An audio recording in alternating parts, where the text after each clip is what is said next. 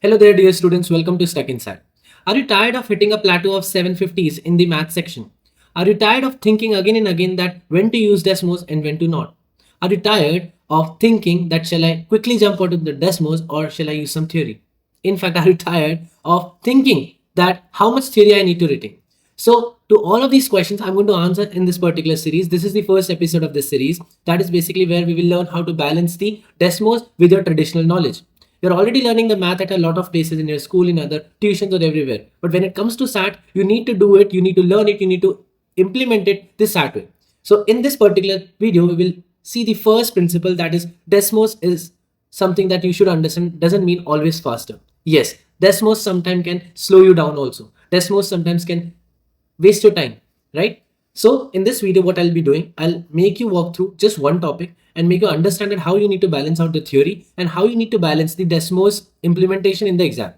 So today we'll do one topic, that is basically the linear function.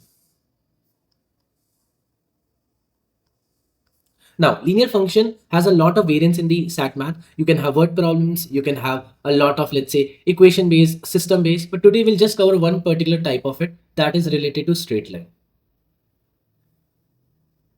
So I'll walk you through over the numerical part of the straight line, the equations, the graph, and everything. So what you need to understand in this particular topic, there are three things. That is, first, there are two important pillars that you need to understand. We'll talk about it. Then there are two forms of the equations, and then we have four types of problem. Once you have done all of them, trust me, you will never think anymore in the questions whenever you see or attempt a problem in the math section, and you'll be directly jumping onto the Desmos when it is needed. And if you need to solve it manually, you'll be doing that without wasting time. So let's see.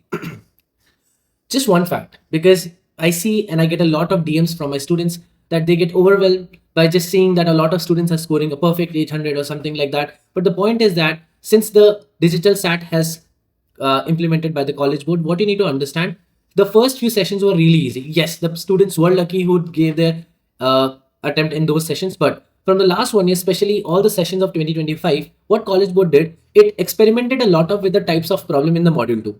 Students who are watching right now and they have attempted the papers in the 2025 definitely would agree with it. That yes, you can see that the few questions are completely coming out of the box. You need to have a very solid balance of the Desmos. You need to know some really good conceptual knowledge of math or that particular topic. So what you need to understand, only 7% of the SAT test takers scores in the top 200 range, that is 1400 to 1600. This is coming from the official data. Why I'm saying that it's not like students are not scoring it, but yes, there is a very small proportion and there is a reason for it. They are smart, they know how to balance it out. And here I'm not going to just give you let's say simply the things that you can get anywhere in the other YouTube channels, or there are freebies all around the world on Instagrams and everywhere, but I'll give you exactly what you need to hear. So let's see. Now, first of all, I'm going to talk about the two important pillars of straight line. The first thing is related to the slope. Yes, you have heard of it, but what you need to understand, slope is also called the gradient. That is also something you might have heard of it, right? But there is one more thing that you need to understand, average rate of change. So you should be aware that any of these three terminologies you see, they all mean the same thing. Average rate of change is mostly going to be in the word problems, but slope and gradient, you can see it in the numerical problems. What's the formula? We know that is y2 minus y1 over x2 minus x1. This formula is non-negotiable. Since the regression has been famous in the whole around the SAT market, the thing is, most of the students are not even giving due respect to these formulas, which actually gonna cost them a lot in the exam. So please remember, slope formula is very important. You just need to remember it. That's it. I'll give you the question where you need to use it, where Desmos will give you the answer. We'll talk about everything. But yes, you need to learn the formula. Second thing is basically the intercept. When we talk about the intercept, one simple idea, intercepts are nothing but the points where the graph cuts the x-axis and y-axis. Like for an example, for this straight line, you can see the y-intercept is 6, the x-intercept is -2. This is not limited to straight line. It could be for an exponential graph, logarithm, quadratic, like for a parabola, for a quadratic function, you see the x-intercepts are 3 and 7, right?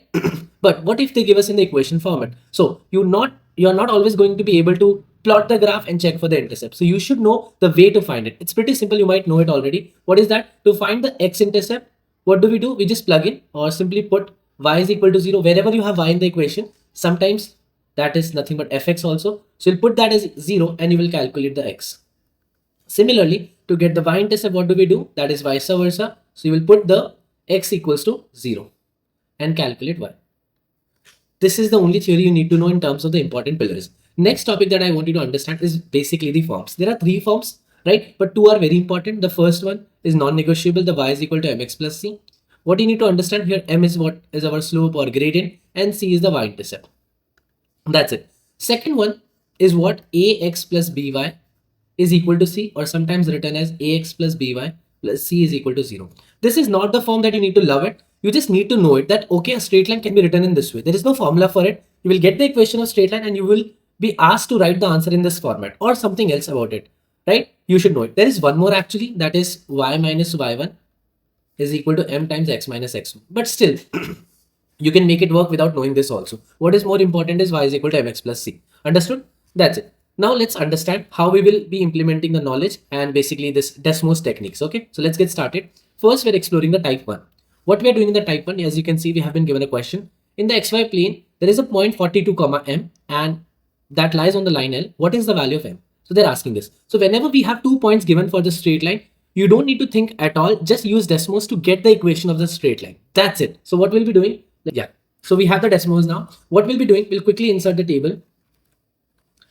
Then what we'll be doing, we'll be writing the point. So one is minus 3 comma 0. You should be able to read the intercept well, minus 3 comma 0 because it's the x-axis. And then we have the 0 comma 2 here, right? That's it. So now we will press this regression button and you get the regression line.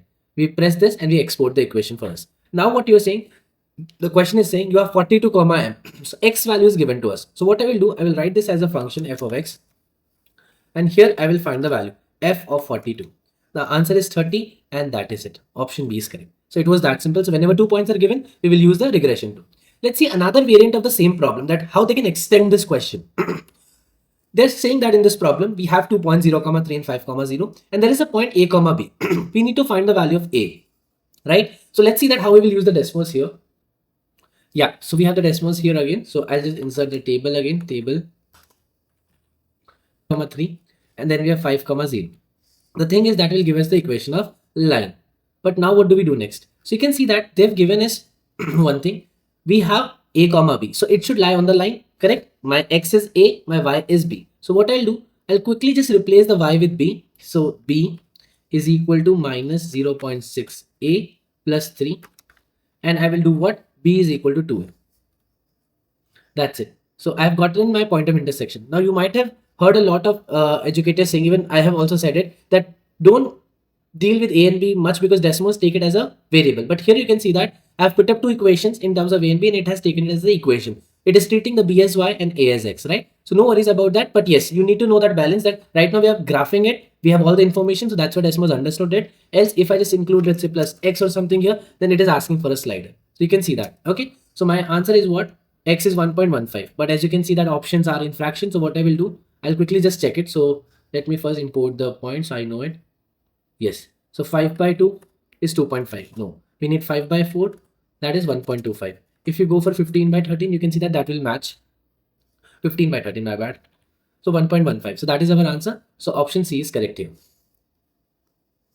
Okay, let's go to the next type. Now in the third type, it's quite simple, but I just wanted to tell you because the same type gets extended to quadratic also, and there it becomes really important. College board has asked question on that part. So just a brief intro to this part here. If a straight line has the equation y is equal to 3x minus c and it passes through the point 2, 8, what is the x-intercept? A lot of my students who are watching this definitely will quickly understand what we need to do. We just need to plug in this point, right? That is, we put y as 8 and x as 2. That's how you stand in, that's the standard way to find the c. Still, I'll teach you a way how to use Desmos for it. Okay. So the manual approach will be, I'll still just do it that way. So we put y as 8 and x as 2. There you go. 8 is equals to 6 minus c. And you can see that 8 minus 6. So basically c will be negative 2 here. Okay, let's see. We use the Desmos. So I'll just bring it here. Yeah. What I will do, I'll quickly just put the point here. Table, that is 2, 8. That's it. Now, I can't use the regression because in regression I have two unknowns, m and c. And m is something that I know already in this question, right? So what I will do, I will write y is equal to 3x minus c. That's not the way we do it, right? We will write y1, we will use tilde, and we'll use x1. So you can see that it has given me the c value without solving it, right? Because 1 point was enough to give me the value of one unknown, that is c. So you write the manual regression here. That's it. Same type will be used in when we know the vertex of a quadratic. So we will learn it when we'll be doing the quadratic, okay? So c is minus 2. That's how we do it with the help of Desmos. Now comes the fourth type. one of the most amazing one. I just made a shot on it, a reel basically, and you can watch it out. But the point is that even while making the video, I knew that many of my students would like to learn the manual approach, and that is more interesting in fact and easy also. What is that? Here you can see that we have a function. They have given us a table. They're saying that f is a linear function. That means it's a straight line. We are asked to find the value of a and b. The problem with this question is normally our standard mind says that we need to find a and b, but that's not possible in this question. You won't be able to get a and b. Yes, you will be able to get a plus b here. Okay, how? Let's see. We understand it. As the points have been given, I'll quickly calculate the slope. What is that? This is x, this is y. So 12 minus say y2 minus y1 over x2 minus x1, 1 minus 0. So basically 12 minus. Same thing I do with two other points. Either I can take these two, I can take the first and third one. Your choice. It will work in any of them. So let's take the second and third. It will give us b minus 12, 2 minus 1. So basically b minus 12. For a linear function, for a straight line, the slope remains constant. Always, whatever 2 points you take. So I will equate 12 minus a is equals to b minus 12. So 24 is equals to a plus b. That's how you answer. That's it. How to do it with the help of Desmos? I'll put the link into the description. You can just watch it out. It's pretty simple, but trust me, I will still ask you to do it this way because you can understand a and b. There are two unknowns. You can't find the m and c. That is the reason we will avoid the regression. Okay. But now a bonus question in the type 4. This is also a very nice problem that they asked last year in one of the sessions. What was that? If a line passes through 4, 8 and 2, 3 and it has the equation of this format, find the value of a plus b plus c. I told you whenever 2 points are given, you will use Desmos. So let's use it. So we have 4, 8, 2, 3 and I'll use the regression. So I got y is equals to 2.5 x minus c. Now understand, many of the let's say educators might ask you to use regression here also, but that's not possible. Let me show you. Here if I write, let's say ax1, because they have asked the equation in a particular format, ax1 plus by1 is equal to, or we will use a tilde, is c1. You can see that it is giving us the value 0, 0, 0, right? In fact, it will always give us the 0. Now some might say that as there are 3 unknowns, we should use 3 points. Let me just calculate one more point, 0, -2. So I'll involve that also into the table, 0, -2. And you can still say that we are getting a, b, c as 0. The reason being, there are so many combination of ABCs available here. I can write 2A1, 2B, 2C. I can write 5B, 5A, 5C. Okay, you don't need to get into the reason. It's not your job. Just one simple thing.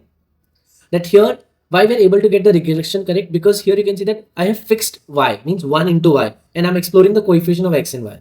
Here, if I do the same thing, if I restrict the C with a value, let's say 2, let's say 3, let's say 5, then I can get the answer, but it becomes way too complicated. So here you balance it out with your manual approach. What do? You got your answer, y is equals to 2.5x minus 2. Now they're asking you to write the answer in the ax plus by is equal to c format. So what I do, I take the 2 that side and I write 2.5x minus 1. So 2.5x minus y is equal to 2. This looks into the correct form, ax plus by plus c is equal to c. But a, b, c's are integer. Please read the question well. Sometimes they give you the information which you got to use. Here a is 2.5. How I can make it an integer? By multiplying with 2. So I multiply the whole equation with 2. 2.5 times 2 is 5 minus 2y is equal to 4. So my a is 5, b is -2, c is 4. There you go. So 5 minus 2, that is 3. 3 plus 4, 7. There you go. But if you see that, we use the Desmos by just using some c value. So what we'll get? Look here. I've put up a c value, so I'll do now a plus b and minus and plus 25, right? So plus 25, 43.75. So Desmos sometimes won't give you the correct answer. You need to remember it. Okay, that is it. So that was the wrap up of your whole function, the linear function. Now, one thing, if you're really looking for the improvement in the scores of this level, of this kind, like you're stuck in 1200s, 1300s, and you really have a dream score of getting a 1500s or 1515 plus, 1550 plus, right? So I'll tell you 2 things are very important, especially for the math section, because getting an 800 in math will clearly boost your score, right? So what you can do, I have made this really nice Desmos cheat code. This is a free book, free ebook. What you can do, just visit the link and you can just download it. It contains all the rules, like the things that I've talked about. If some points are given, what to think about, should you directly jump onto the Desmos, and everything related to that is given in this ebook. Second thing is that I've been teaching for SAT for almost 8 years now. I have thousands of students I've mentored into the top Ivy colleges and Ivy unis and everything. But the point is that since the inception of digital SAT, I have myself made this whole platform in which you get the whole mimic of the Blue Book so that you don't feel that you are practicing it in another platform. You completely get the vibe of Blue Book. Second thing, you get all the analytics that you need. Every question here has been inspired from the Blue Book, but College Board has been testing a lot. So I have clearly done one thing with my team. We have taken many questions inspired from the last 2 years, and we have updated our module 2 part, the adaptive testing, so that you get the real test feel. If you're scoring, let's say, really good score, let's say around 1400s, there is a higher guarantee that you will easily surpass 1500 in the actual Blue Book. So that's the difficulty, or the level of difficulty we have put into the question. It's not that difficult, but yes, you will be pushed a lot on this. So I will say, I've put up the link into the description. Just do one thing, visit it, give a diagnostic of 40 minutes that will tell you where you stand right now in the SAT prep. Then it will generate a 7 days plan for you. Try to give few more tests, and if you really like it, then you can take the full year subscription where you don't need to then jump here and there to any other resources other than this. So if you have any other query, put it into the comment box. I'm here for you. And if you really like the video, please do subscribe our channel. You can follow us on Instagram also. And what is the next topic that I should take? You can also suggest me, else definitely I'll be bringing a new video. See you. Have a good day. Bye bye.